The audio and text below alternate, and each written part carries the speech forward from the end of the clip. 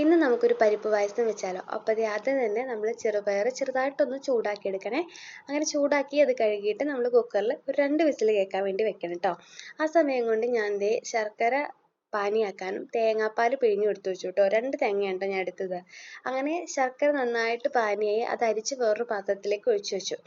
അപ്പോഴേക്കും നമ്മുടെ പരിപ്പ് നന്നായിട്ട് വെന്തിട്ടുണ്ടായിരുന്നേ. അങ്ങനെ ഉരുളിയിലേക്ക് നമ്മൾ ആ പരിപ്പും പിന്നെ നമ്മൾ അരിച്ചെടുത്ത് വെച്ചേക്കുന്ന ആ ഒരു ശർക്കരപ്പാനി ഉണ്ടല്ലോ, അത് ആദ്യം കുറച്ച് ഒഴിച്ചിട്ട് നന്നായിട്ടൊന്ന് ഉടച്ചു കൊടുക്കണം കേട്ടോ പരിപ്പ്. എന്നിട്ട് മിച്ചമുള്ളതും കൂടെ ഞാനങ്ങ് ഒഴിച്ചു കേട്ടോ.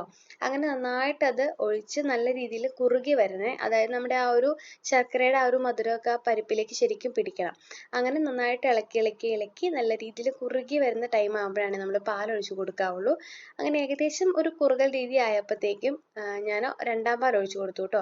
2-ാം പാൽ ഒഴിച്ചിട്ട് നന്നായിട്ട് തിളയ്ക്കണം കേട്ടോ. കാരണം 1-ാം പാൽ ഒഴിച്ചിട്ട് നമ്മൾ ചെറുതായിട്ട് ചൂടാവുക ചെയ്യാവുള്ളൂ. അങ്ങനെ 2-ാം പാൽ ഒഴിച്ച് തിളയ്ക്കുന്ന സമയം കൊണ്ട് ഞാൻ നമ്മുടെ കാഷ്യൂം കിസ്മിസും കൂടെ വറുത്തെടുത്തു. അപ്പോഴേക്കും നമ്മുടെ 2-ാം പാൽ ഒഴിച്ചിട്ട് നന്നായിട്ട് തിളച്ചിട്ടുണ്ടായിരുന്നു. അങ്ങനെ അതിനകത്തേക്ക് ഞാൻ 1-ാം പാൽ നമ്മുടെ ഫ്ലെയിം കുറച്ചിട്ടിട്ടാണ് 1-ാം പാൽ ഒഴിക്കുന്നത്. അങ്ങനെ അത് കുറച്ചിട്ട് 1-ാം പാൽ ഒഴിച്ച് ചെറുതായിട്ടൊന്ന് ചൂടായാൽ മതി കേട്ടോ 1-ാം പാൽ ഒഴിച്ച് കഴിയുമ്പം. അങ്ങനെ ചെറുതായിട്ട് ചൂടായി വന്നപ്പോഴത്തേക്കും ഫ്ലെയിം ഓഫ് ചെയ്തിട്ട് നമ്മൾ വറുത്ത് വെച്ചിട്ടുള്ള ആ ഒരു കാഷ്യൂം കിസ്മിസും ഉണ്ടല്ലോ, അതും കൂടെ അതിനകത്തേക്ക് അങ്ങ് ചേർത്ത് കൊടുത്തു കേട്ടോ. ഇപ്പം നമുക്ക് തോന്നും ഒരിച്ചിരി വെള്ളം പോലെയാണ് ഇപ്പോൾ ഒരു പായസം ഇരിക്കുന്നതെന്ന് തോന്നും. പക്ഷേ നമ്മുടെ പരിപ്പ് ഇരിക്കും തോറും കുറുകി കുറുകി വരുവേ. അപ്പം കറക്റ്റ് പാകത്തിനായിരുന്നു കേട്ടോ. ഒരു ചൂടാറി ഒരു കുറച്ച് കഴിഞ്ഞപ്പോഴത്തേക്കും നല്ല കുറുകി നല്ല പാകത്തിനായിരുന്നു കേട്ടോ.